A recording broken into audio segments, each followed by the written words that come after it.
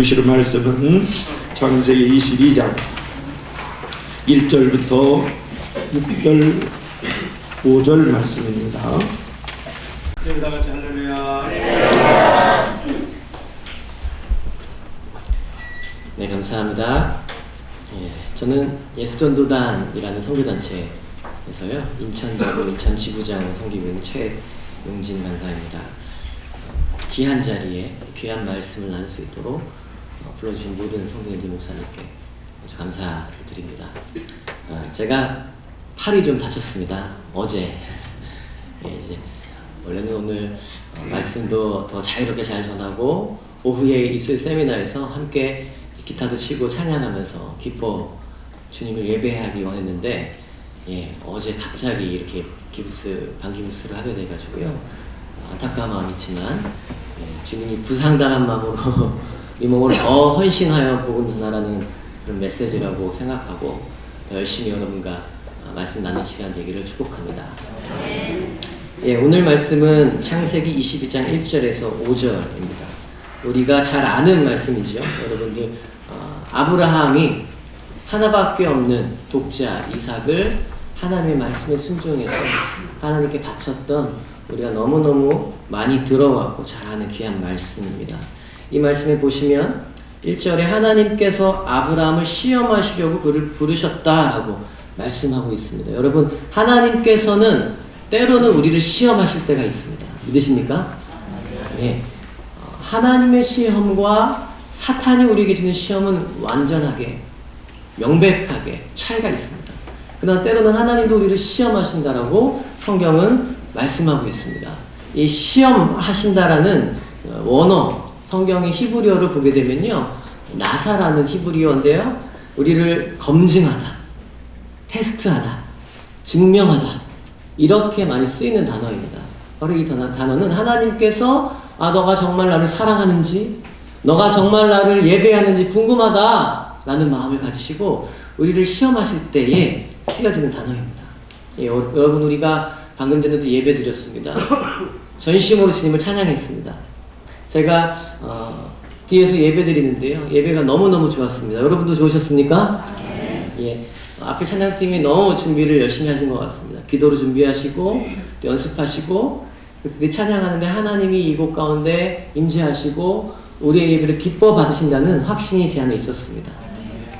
우리가 찬양할 때 우리의 고백을 주님께 드립니다. 하나님, 저는 주님을 찬양합니다. 저는 주님을 사랑합니다. 저는 주님을 위해 헌신하겠습니다. 저는 무엇보다도 주님을 원합니다. 이런 우리가 헌신과 주님을 사랑하는 고백을 늘 찬양으로 고백합니다. 그런데 가끔씩 하나님께서는 너의 그 고백이, 무엇보다도 나를 사랑한다라고 말한 너의 그 고백이 진짜인지 내가 한번 알고 싶다 라고 하실 때가 있는 것 같습니다. 아브라함이 하나님을 섬기고 늘 예배하는 사람이었는데 그렇게 주님을 따라서 이 창세기 22장 전까지 왔습니다. 하나님께서 이제 아브라함의 믿음과 아브라함의 마음을 한번 검증해 보고 싶었던 것 같으셨습니다. 그래서 시험하시려고 그를 부르셨습니다. 사탄은 우리를 죽이고 좌절하게 하고 낙담하게 하기 위해서 우리를 시험합니다. 그래서 하나님과 점점 멀어지게 하는 시험거리를 우리에게 주죠.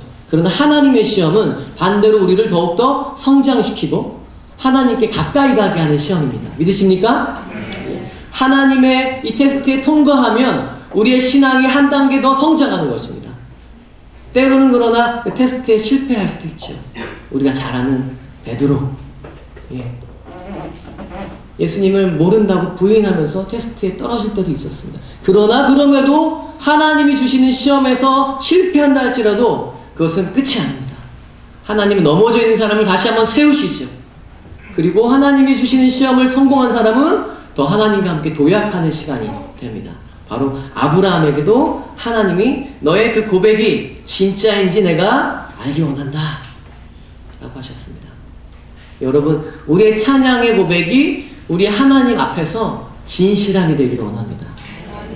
우리가 입술로만 찬양하는 것이 아니라 정말로 찬양한 대로 살아가게 되기를 원합니다. 마가복음 7장 6절에 이르시되 이사야가 너희 외식하는 자에 대하여 잘 예언하였도다. 기록하였을 때 이 백성이 입술로는 나를 공경하되 마음은 내게서 멀더라. 혹시 우리가 입술로는 하나님을 예배하지만 마음은 하나님과 멀어져 있다면 그것만큼 안타까운 일이 있을 수 없습니다. 여기 계신 모든 성도님들은 우리의 입술의 고백과 우리의 마음이 동일하게 되시기를 축복합니다. 그래서 하나님이 때로 우리를 아브라함처럼 이렇게 시험하실 때에 그 테스트에 통과하시는 모든 분들이 되기를 축복합니다. 우리가 잘 아는 것처럼 하나님은 아브라함을 은혜로 택하셨습니다. 부르셨습니다. 그리고 약속하셨습니다. 자손을 약속하셨고 땅을 약속하셨고 복을 약속해 주셨습니다. 그 자손의 약속을 이루는 데 있어서 가장 중요한 한 사람, 그가 누구죠? 우리가 잘 아는 것처럼 오늘 본문에 나오는 이삭. 근데 그 이삭을 바로 하나님께서 오늘 나에게 바치라. 아브라함아, 내가 너에게 약속했고 그 약속대로 이루었던 독자 이삭을 나에게 바쳐라 라고 말씀하고 있습니다. 여러분, 아브라함에게 있어서 독자 이삭은 어떠한 의미였을까요?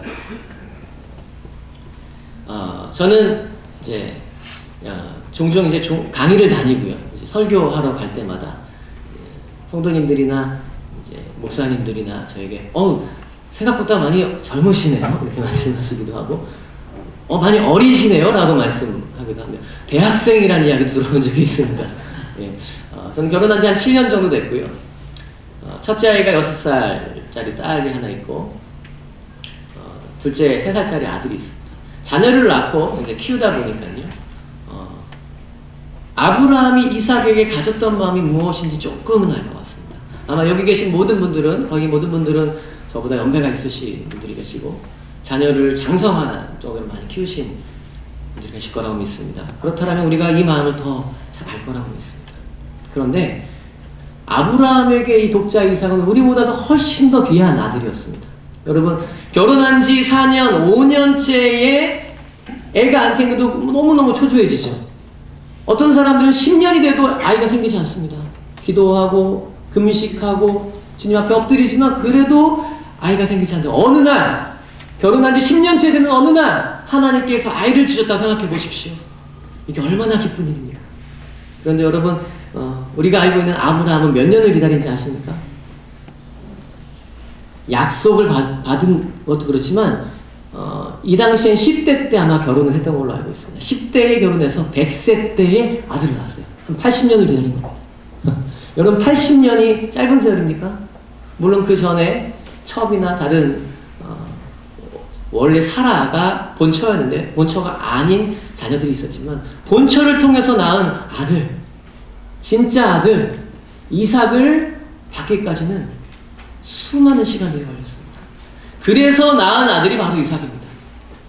불가능한 가운데서 믿음으로 낳은 아들이 바로 이삭입니다. 그렇다면 여러분 얼마나 더 귀하겠습니까? 그런데 하나님께서 오늘 그 아들을 나에게 주어라 라고 말씀하셨습니다. 얼마나 아브라함이 아들을 사랑했냐면 창세기 21장 8절에 보면요, 이 아이가 태어나서 젖을뗐을 때에 엄청난 큰 잔치를 베풀었다고 나와요. 예, 젖을뗀 것만으로 잔치를 베풀 만큼 그 아들을 너무너무 사랑했던 아브라함입니다. 근데 그 귀한 아들을 오늘 아버지께서 바치라고 우리에게 말씀하신다. 그것도 그냥 바치라는 것이 아니죠. 여러분, 어떻게 바치라고 하셨습니까? 번제로 드리라고 하셨습니다. 그럼 번제에 대해서 공부하셨을 수도 있고 들어보셨을 수도 있을 것 같습니다. 번제는 하나님께 죽이고 태워서 드린 제사입니다. 레위기 1장에 보면, 물론 이 이후지만 레위기 1장에 번제에 대해서 자세하게 하나님께서 말씀해 주시는데 송아지나 소나 양을 제시인 사람이 데리고 와서요, 제사장 앞에서 잡습니다. 죽입니다. 가죽을 벗깁니다. 번제단 위에다가 각을 다 떠가지고, 각을 뜬다는 것은 그 토막을 낸다는 거죠. 그 동물을 다 토막을 일일이 내서 정강이와 내장을 씻어내고 번제단 위에 그것을 올려놓고서 불로 태워서 드리는 제사가 바로 번제입니다. 여러분 끔찍합니다. 소나 양을 가지고 하는 것도 징그러운 일인데 하나밖에 없는 독자 이삭을 가지고 하나님께서 번제로 드리라고 말씀하고 계십니다. 여러분 만약에 오늘 밤에 하나님께서 여러분 기도 가운데 나타나셔서 동일하게 여러분에게 너의 아들, 너의 딸을 나에게 번제로 드릴 수 있겠냐라고 말씀하신다면 여러분 어떻게 대답하시겠습니까? 아마 저라면 요즘 내가 너무 피곤해가지고 하나님 음성이 잘 안 들리는 것 같습니다. 내가 착각한 거야. 그러면서 제가 사탄아 물러가라! 이렇게 했을 거예요. 하나님은 절대로 그렇게 말씀하실 분이 아니라고 제가 막 확신하면서 난 잘못 들었어. 요즘 내가 너무너무 피곤해가지고 환청이 들리는 거야. 이렇게 생각했을지 모르겠습니다. 그러나 성경에 보시면요. 아브라함은 그렇게 이야기했다고 잘 나오지 않고 바로 순종했습니다. 즉각 순종했습니다. 물론 하나님은 사람을 받으시는 분이 아니십니다. 인신 제사를 받으시는 분이 아니세요. 그 당시에 고대 근동 지방에는 사람을 제사 지내는 우상들이 있었습니다. 근데 절대로 우리 하나님은 그러신 분이 아니셨죠. 그럼에도 불구하고 아브라함은 순종했습니다. 왜냐하면 아브라함과 하나님은 친했거든요. 성경에서 아브라함을 하나님의 벗이라고 표현하고 있습니다. 여러분 친한 사람은 목소리를 잘합니다. 그렇죠? 제가 오늘 전화를 걸어서 우리 성도님들 중에 한 분에게 무작위로 전화를 걸어서 여보세요? 하면 여러분들 중에 안녕하세요? 라고 하시겠습니까? 아니면 누구세요? 라고 하시겠습니까? 누구세요? 처음 들어보는 전화 목소리이기 때문에 저 모르세요? 오늘 오전에 하루 종일 몇 시간 동안 설교했는데 제 목소리 모르세요? 라고 해도 여러분들은 누구시죠? 라고 하시죠. 그러나 여러분의 가족, 배우자, 자녀들이 전화와서 여보세요 하면 단번에 누군지 알아보는 것처럼 아브라함은 하나님과 친밀한 사이였습니다. 그래서 하나님의 뜻과 다른 것 같은 메시지일지라도 이게 하나님의 음성이라는 것을 명확하게 알았던 것이죠. 아브라함은 순종하게 됩니다. 그래서 바로 3일길을 지나서 두 종과 이삭과 함께 모리아 땅에 있는 그 산으로 아들을 드리러 가게 됩니다. 여러분 그 3일 동안의 시간이 어땠을까요? 아무에게 말을 못하고 이삭과 함께 갔는데 이삭이 곧 죽을 거라고 이삭에게 말도 못하고 그 두 종도 왜 갔는지 잘 알지 못하는데 아브라함만 알고 있습니다. 이제 3일이 있으면 내 아들 이삭을 하나님께 드려야만 한다. 겉으로는 눈물을 흘리지 못하지만 속으로는 피눈물이 흘렸을 겁니다. 그렇게 3일 길로 산 앞에 도착했을 때 두 종에게 너는 여기서 기다려라. 내가 이삭과 함께 하나님을 예배하고 오겠다. 라고 말하고 산으로 올라가기 시작합니다. 이삭과 번제를 드릴 나무를 가지고 올라갑니다. 마찬가지로 이삭과 함께 올라가는데 이삭이 묻습니다. 아버지, 하나님께 제사를 드리는데 왜 제물은 없지요? 그때 아브라함이 뭐라고 말하죠? 하나님께서 준비해 주실 거다. 그렇게 이삭과 함께 올라갑니다. 근데 점점 올라가면 올라갈수록 이삭이 뭔가 이상한 생각이 드는 겁니다. 거의 다 올라왔는데 제사 드릴 곳이 다 왔는데 양 한 마리 보이지 않는 거예요. 제물이 보이지 않는 것입니다. 그때 아브라함이 갑자기 이삭에게 이러더니 누우라고 말하는 거예요. 아들아 누워라. 여기 좀 누워봐라. 당황스러웠겠죠. 근데 이삭은 그때쯤 알았을 겁니다. 뭔가 이상하다 했는데 오늘 제물이 바로 내가 아닐까? 라고 생각하게 된 것이죠. 성경에 보면 이제 이삭을 눕히고 제단 위에 눕히고 끈으로 묶습니다. 여러분 그 상황이 어땠을까요? 하나밖에 없는 그 귀한 자식을 눕히고 끈으로 묶으면서 아브라함은 어떤 생각을 하고 있을까요? 아마 우리가 성경에 자세하게 나와 있지 않지만 눈물을 흘렸을 거예요. 아브라함이 눈물을 흘리면서 우리 이삭을 끈으로 묶으면서 근데 이삭 또한 울지 않았을까요? 이제 내가 얼마 했으면 죽겠구나. 여러분 성경에서 바로 이삭은 예수 그리스도를 예표합니다. 희생당하신 희생하심으로 우리를 구원하신 예수 그리스도를 바로 이삭이 상징합니다. 여러분, 예수님은 죽기까지 복종하심으로 십자가에 달리셨습니다. 그랬던 것처럼 이삭도 순종했던 것 같습니다. 그 10대의 젊은 이 청년이 몸부림쳤으면 100세가 넘는 아버지가 이삭을 묶을 수가 없었을 것입니다. 도망갔으면 어떻게 할 수 없었을 것입니다. 그러나 성경은 이삭이 뿌리치지 않고 가만히 있었던 것처럼 묘사하고 있습니다. 아브라함의 믿음도 있었지만 바로 이삭의 순종이 있었기 때문에 이 제사가 가능했던 것입니다. 그렇게 묶는데 아브라함은 눈물을 막 흘렸을 것이에요. 이삭도 눈물을 흘렸을 겁니다. 서로 마주보면서 말은 하지 못한 채. 그리고 칼을 들어서 찌르려고 하는 그 순간 우리가 아는 것처럼 하나님께서 천사를 통해서 말씀하십니다. 내가 이제야 네가 나를 경외하는 줄 알았다 라고 하나님이 말씀하십니다.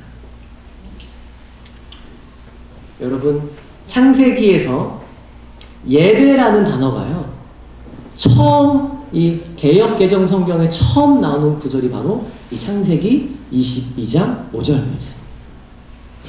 우리 젊은 분들은 성경 검색 프로그램 이런 게 있죠. 나중에 한번 검색해 보시고 예배라고 치시고 검색을 딱 누르시면 예배라는 단어가 포함된 구절이 쫙 나옵니다. 첫 번째로 나오는 구절이 바로 창세기 22장 5절 말씀.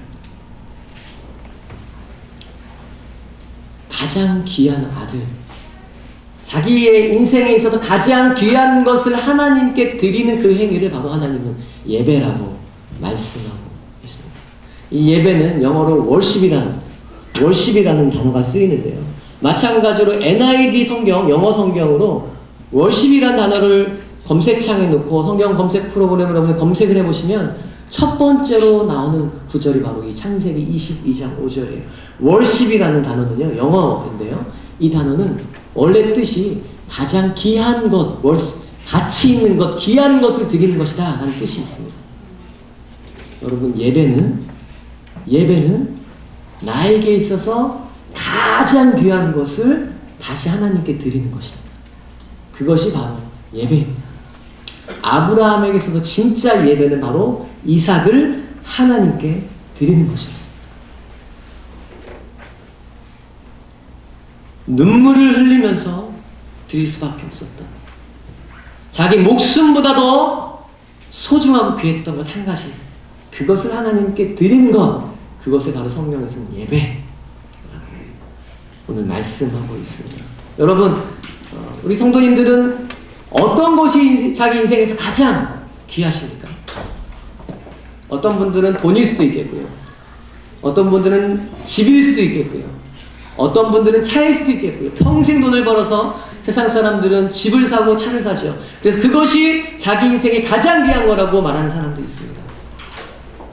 또 이 아브라함처럼 동일하게 우리에게도요, 우리 자녀가 우리 인생에서 가장 귀한 것일 수 있습니다. 내 목숨은 포기해도 내 자녀는 포기할 수 없는 것이 부모의 마음인데, 혹시 우리에게도 동일하게 어쩌면 하나님보다 우리 자녀가 우리에게 더 귀하지 않습니까?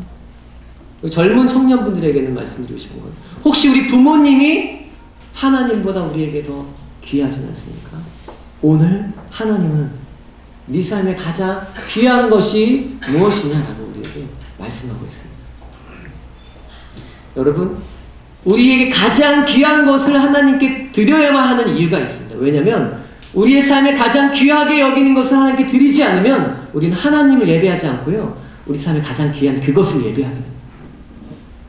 그것이 돈이라면 돈을 예배하게 되고, 그것이 자녀라면 하나님보다 그 자녀를 더 예배하게 되고, 그것이 부모님이라면 하나님보다 더 부모님을 예배하게 되는 것입니다. 그러나 우리가 우리 삶에 가장 귀한 것을 하나님께 드리게 되는 그 순간 우리는 그것보다 하나님만 더 예배하게 되기 때문에 하나님은 오늘날 우리에게 말씀하십니다. 너의 삶에 있어서 가장 소중한 게 무엇이냐? 사랑하는 아들아, 그것을 나에게 번제로 드려라.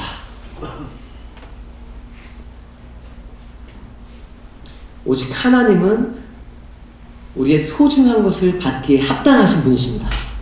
믿으십니까? 하나님만이 우리의 삶에 가장 존귀하신 분이십니다. 그 어떤 것도 하나님과 비교할 수가 없습니다.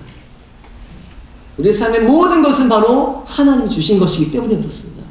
그래서 기꺼이 우리는 하나님이 주신 것들을 다시 하나님께 드릴 수 있습니다.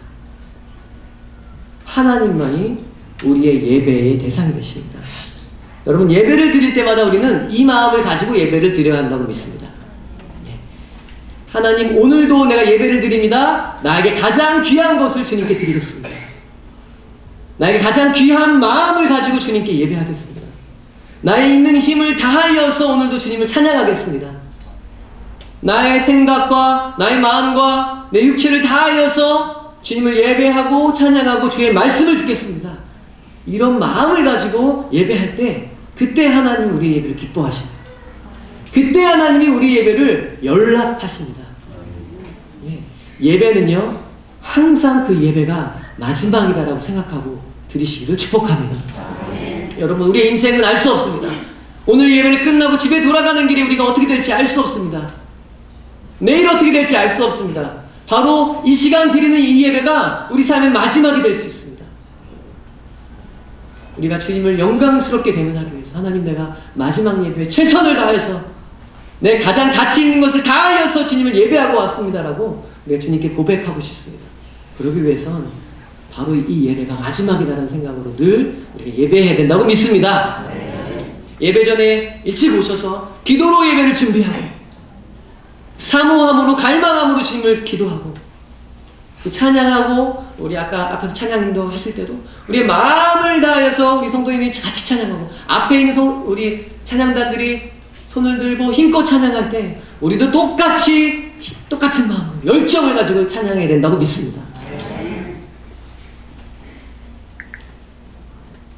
가장 가치 있는 것을 드린다는 것은 우리의 심장을 주님께 드리는 것 같습니다. 그래서 하나님, 나의 마음을 받아주십시오. 오늘 이 예배에도 나의 심장을 받아주십시오 라는 심정으로 하나님을 예배할 때 그때 하나님이 우리의 예배를 흠양하실 거라고 믿습니다. 혹시 예배드리다가 내가 이렇게 예배드리다가 죽으면 어떡하지? 라고 생각해 보신 적 있으십니까, 여러분? 그러면 순교입니다. 예배드리다가 죽으면 가장 영광스러운 일이 아닐 수 없습니다. 그것이 순교입니다. 그래서 내가 예배드리다 죽을 수도 있겠다. 그러나 죽어도 하나님께 영광이니 내가 최선을 다해서 예배를 드리겠다라는 마음으로 우리는 예배를 드려야 한다고 믿습니다. 저는 저희가 섬기는 단체에서는 매주 화요일마다 화요 모임이라는 예배를 드려요.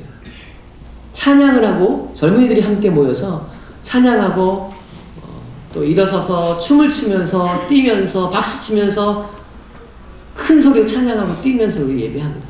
근데 이제 저도 앞에서 찬양 인도를 하기도 하고 이제 사회를 보고 인도를 하기도 하는데요. 제가 예배 드릴 때마다 늘 이 마음을 생각하게 됩니다. 주님, 오늘도 내가 마지막으로 예배 드리겠습니다. 주님, 오늘도 내가 최선을 다해서 주님을 예배하겠습니다. 그것은 생각뿐 아니라 마음뿐 아니라 내 육신을 다하여서 주님을 예배하겠습니다. 그래서 이제 뛰면서 기쁜 찬양을 할 때도 열심히 주님을 뛰면서 다윗이 하나님 앞에서 뛰놀았던 것처럼 내가 주님을 뛰면서 예배하겠습니다 라고 하면서 뛸 때가 있습니다. 근데 이제 제가 중학교 시절 때부터 지병이 좀 있었습니다. 그래서 약 15년, 약 20년 가까운 시간을 지금은 안 다니는 병원을 다녔어요. 오랫동안 다녔어요. 서울대학병원을 오래 다니고 수술도 했었고 입원도 했었고. 여러분, 류마티스 관절 아십니까? 나이 드신 분들에게 많이 드러나는 병입니다. 제가 중학교 1학년 때부터 그 류마티즘, 소아성 류마티즘으로 병원에 다녔습니다. 온몸의 관절이 다 아프고 막 눈도 아프고 장기도 아프기도 하고 이런 병입니다. 류마티즘이라는 병이 그런 병입니다. 하루아침에 일어나면 막 손목이 이렇게 붓고요. 발목이 부어서 걷지도 못하고요. 힘들게 제가 생활했습니다. 약을 먹고. 그런데 하나님께서 치료하셨습니다. 15년 정도 약을 먹고 제가 결혼한 7년 정도 됐는데 결혼할 때 하나님이 약을 다 끊게 하셨고요. 한 3년 전에는 서울대학병원 제 담당 교수님께서 이제 병원 안 와도 되겠다고 말씀하셨습니다. 하나님께서 회복하셨는데, 그러나 제가 그때 상했던 관절들이 많이 있습니다. 고관절, 뭐 여러 가지 발목 관절, 손목. 그래서 절대로 뛰지 말아라. 높은 곳에서 뛰지 말고 무거운 것을 들지 말아라. 관절을 조심히 다뤄야 된다. 이제 남은 인생이 많기 때문에 조심조심 살아야 된다고 말씀을 하시거든요. 뛰지 말아야 해요. 근데 제가 예배 드릴 때마다 너무너무 뛰고 싶은 마음이 간절합니다. 하나님 앞에서 즐겁게 뛰고 싶은 마음이 있어서 제가 그 하용은 찬양하는데 막 뛰어요. 근데 여러분, 운동을 너무너무 안 하면 폐활량이 감소하죠. 조금만 뛰어도 막 숨이 헉헉헉 차게 됩니다. 제가 운동을 안 했기 때문에 예배 드리다 보면 막 숨이 여기까지 타는 겁니다. 그런 생각을 해요. 하나님, 내가 이러다가 죽으면 어떡하죠? 내가 뛰다가 숨이 넘어가면 어떡하죠? 그런 생각이 들 때가 있어요. 그럴 때에 제가 하나님, 제가 죽더라도 이곳에서 예배하다가 지금 죽겠습니다 라는 마음을 가지고 예배할 때가 있습니다. 여러분, 동일하게 우리가 어떤 상황 가운데 예배할지라도 늘 이런 마음이 필요하다고 생각합니다. 하나님, 내가 최선을 다해서 주님을 예배하겠습니다. 내가 온 힘을 다하여서 마지막 힘까지 다해서 주님을 예배하겠습니다. 그럴 때 하나님이 우리 예배를 기뻐하신다고 믿습니다. 우리가 예배할 때는 모든 순서 하나하나를 그렇게 생각해야 합니다. 찬양할 때, 말씀을 들을 때, 또 준비한 예물을 드릴 때, 축도하고 예배가 마치는 모든 시간까지 우리는 그 시간 순서 하나하나를 정말 귀한 마음으로 그렇게 예배해야 된다고 믿습니다. 아브라함은 이삭을 주신 하나님을 믿었습니다. 그렇기 때문에 다시 이삭을 하나님께 드릴 수 있었습니다. 왜냐하면 그를 다시 살리실 거라고 믿었기 때문입니다. 여러분, 여러분에게 가장 귀한 것을 하나님께 드린다면 하나님 그걸 뺏어가시겠습니까? 아니요. 하나님이 다시 여러분에게 주실 거라고 믿습니다. 왜냐하면 그분은 주신 분이기 때문에 그렇습니다. 주신 분은 또 주실 수 있기 때문에 그렇습니다.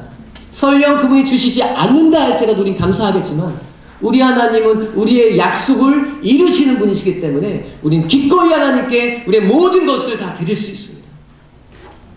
여러분, 주신 분을 바라보시기 바랍니다. 주신 것이 아니라 주신 분을 바라보십시오. 주신 돈, 주신 자녀, 주신 건강, 주신 집이 아니라 이것을 주신 그 하나님을 바라볼 때에 우리는 기꺼이 우리에게 주신 그것을 다시 하나님께 드릴 수 있습니다. 그런데 많은 사람들이 주신 분을 보지 못하고 주신 것에만 집중하고 삽니다. 나에게 주신 이 귀한 것, 이거 잃어버리면 다시 얻을 수 없을 것 같은 것. 우리 자녀 내가 하나님께 바치면 내가 꿈꾸었던 우리 자녀의 계획이 망가지는 것. 우리 부모님 주님께 드리면 내가 어떻게 부모님 얼굴을 뵐 수 있을까? 여러분, 주신 하나님을 바라보는 사람은 주신 것을 다시 하나님께 드릴 수 있습니다. 모든 성도님들이 하나님만 바라보시고 하나님이 주신 모든 것들을 기꺼이 하나님께 드리시는 성도님들 되시기를 축복합니다.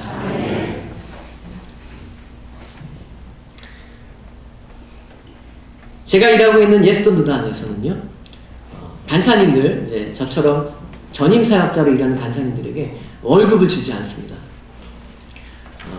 해외에 계신 성기사님들과 마찬가지로 후원을 받아서요, 교회나 개인 후원을 받아서 생활하고 있습니다. 그래서 간사님들이 쉽지 않은, 또 때로는 넉넉하지 않은 궁핍한 생활을 할 때도 있습니다. 그러나 하나님이 채워주시고 일용할 양식을 주시는 것들을 은혜로 경험하면서 하루하루 살아가고 있습니다. 제가 10년 전에 2003년도에 이제 예수는 간사 생활을 시작했는데, 대학을 졸업하고 시작했는데요. 그 당시에 이 간사를 하나님이 저를 부르셨을 때에 간사의 삶을 살려고 할 때에 제 안에 가난하게 사는 것, 부족하게 사는 것, 그 어떤 것도 두렵지 않았습니다. 그러나 딱 한 가지 제 안에 두려운 것이 하나 있었어요. 그것은 바로 부모님이었어요. 부모님. 하나밖에 없는 아들을 평생을 다해서 키우셨습니다. 집안에 유일하게 서울 안에 있는 대학도 나왔습니다. 가난하게 힘들게 살아왔고 모든 희망을 저에게만 거셨습니다. 부모님뿐 아니라 친척들까지도. 그래서 이제 제가 경영학과를 나왔는데요. 졸업하고 좋은 직장에 취직하고 돈을 많이 벌 것들을 기대하셨었죠. 근데 제가 어느 날 부모님께 저는 이제 평생 가난하게 살 수도 있습니다. 평생 주님을 위해서 헌신하며 살아야 될 수 있습니다라는 말을 해야 하겠는데, 하나님 나를 그렇게 부르셨다라고 제가 믿고 있는데 이 말씀을 드리기가 너무너무 어려운 거예요. 저를 위해서 한평생을 살아왔던 그 두 분에게 제가 어떻게 이 말씀을 전해야 될까? 간사를 하지 말아야 할까? 그냥 제가 직장생활하고 남들처럼 돈을 벌어서 우리 부모님을 편안하게 모셔야 하는 게 하나님의 뜻일까? 주변에 많은 사람들이 실제로 그렇게 하라고 말하기도 하고 믿는 사람들도 그렇지만 제 안에 하나님으로부터 온 그 확신을 버릴 수가 없었습니다. 그래서 부모님께 자세히 설명을 드렸고 부모님이 너무너무 안타까워하셨지만 그 당시 저희 아버지는 또 예수님 믿지 않으셨습니다. 저의 이런 삶을 전혀 이해하지 못하셨죠. 제가 하나님께 부모님 주님께 드리겠습니다. 하나님, 제가 우리 부모님을 책임지지 못하지만 하나님 당신께서 저희 부모님을 책임져 주십시오라고 제가 기도하면서 결단했었습니다. 예, 그리고 제가 이렇게 사역자로 살아가고 있습니다. 네, 여러분, 지금도 저희 부모님 힘들게 일하고 계시죠.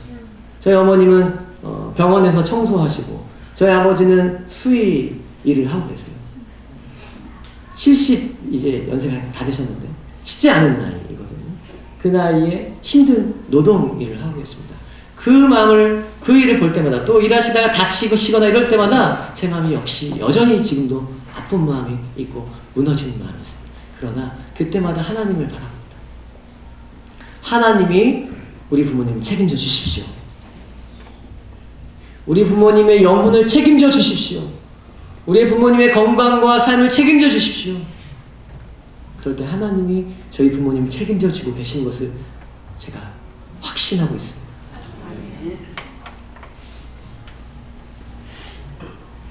여러분, 하나님께 드리시기를 바랍니다. 하나님보다 귀한 모든 것들, 우리의 선택과 결정에 있어서 우리를 두렵게 하고 하나님보다 더 생각하게 만드는 것이 있다면 기꺼이 하나님께 드리신 여러분들에게 축복합니다. 그럴 때 하나님께서 놀랍도록 채우시고 역사하실 거라고 믿습니다. 한 가지만 더 말씀드리고 말씀을 마치고 싶은데요. 그것은 간사의 삶을 살다 보니까 돈을 모아서 통장의 잔고를 넘치게 할 수는 없습니다. 먹고 살고 하나님 주시는 것으로 먹고 살고 하루하루 이렇게 살아가죠. 근데 저희 큰애가 태어났을 때 국가에서 주었던 돈이 있어요. 그 당시에 이제 인천에, 제가 인천 살고 있는데요, 100만 원을 주더라고요. 아기를 낳으니까. 그 돈을 모아서 통장에 넣어놓고 하나님, 제가 이 돈은 만지지 않겠습니다. 저희가 굶어 죽는 한이 있더라도 이 아이를 위해서 이 돈은 그대로 놔두겠습니다라고 기도한 적이 있었습니다. 그러고서 한 2년 정도 이렇게 놔뒀었는데 한 5년 전인가요? 한 집회 가운데 하나님께서 예배드리고 있는 저에게 헌금을 약정하는 시간이었습니다. 저는 늘 그럴 때마다 부담감이 없어요. 왜냐하면 가진 게 없기 때문에. 예. 하나님 오늘 나에게 말씀하셔도 뭐 아무런 부담감 없기 때문에 괜찮은데, 그날따라 하나님이 갑자기 생각나게 하신 게 있었는데, 그게 뭐냐면 그 아이의 통장에 있는 돈이었어요. 생각지도 않았대요. 근데 하나님이 점점 저에게 그런 부담감을 주시는 거예요. 아버지, 이거는 저 아이를 위한 것이었는데요, 피해갈 수 없었습니다. 기도하는데 전 맨 앞에 있었고 저희 아내는 맨 뒤에 있었어요. 그래서 잠깐 기도하는 시간이 있었어요. 하나님께 기도하시고 약정하실 수 있는 건 약정하십시오. 제가 이제 기도하다가 혼자 결정할 수 없잖아요. 또 한 몸이니까 부부는. 저희 아내에게 상의를 하고 또 약정을 써서 내야 되기 때문에 뒤로 이렇게 갔습니다. 그런데 뒤에서 저희 아내가 앞으로 저를 향해서 오고 있는 거예요. 눈물을 흘리면서. 그 아내의 모습을 보는 순간 저의 눈에 눈물이 막 흐르는 거예요. 그 뒤에서 손을 맞잡고 그냥 서로 바라보면서 고개를 끄덕였습니다. 하나님은 동일하게 말씀하십니다. 네, 당신도 나도. 네. 그날 저희 아이에게, 아이를 위해서, 아이의 미래를 위해서 놨었던, 아프거나 힘들 때 쓰려고 했던 그 돈을 하나님께 드리기로 했어요. 그러면서 둘이 펑펑 울면서 하나님께 기도했죠. 하나님, 이것은 이 아이입니다. 이 100만 원은 이 아이를 위한 돈일 뿐 아니라 바로 이 아이입니다. 하나님, 이 아이를 지금 책임져 주십시오. 우리가 이 아이보다 하나님을 더 사랑하겠습니다. 하나님이 이 아이를 책임져 주십시오 라고 하면서 그 헌금을 드렸던 기억이 납니다. 여러분, 때로는 아브라함에게 나타나셔서 그 신앙과 그 사랑을 증명하고 검증하고 싶으셨던 그 하나님이요, 저에게 오셨던 것처럼 매번은 아니지만 여기 계신 성도님들에게 어느 날 찾아가실 수 있습니다. 사랑하는 딸아, 사랑하는 아들아, 너가 이 세상의 모든 것보다 나를 더 사랑하니? 내가 너에게 주었던 모든 것보다 나를 더 사랑하니? 나 너의 마음을 보고 싶다. 내가 네 마음을 보기 원한다. 그럴 때 여러분, 한 번도 빠짐없이 그 테스트를 통과하시기를 축복합니다. 믿으십시오. 하나님 반드시 이삭을 살리시는 하나님이십니다. 하나님 우리를 채우시는 하나님이십니다. 그분은 우리를 주셨지 뺏는 분이 아니셨습니다. 그분은 우리를 지금까지 인도하셨습니다. 그 하나님은 신실하신 분이기 때문에 우리가 기꺼이 그 하나님께 우리의 모든 것을 다 드릴 수 있습니다. 왜냐고요? 하나님이 먼저 그렇게 하셨기 때문에. 하나밖에 없는 예수 그리스도를 우리에게 주셨습니다. 자신의 생명, 그것을 우리에게 먼저 주셨습니다. 그래서 우리도 기꺼이 우리의 생명까지 주님께 드릴 수 있는 것입니다. 바로 오늘은 그것이 예배라고 22장 5절에 말씀하고 있습니다.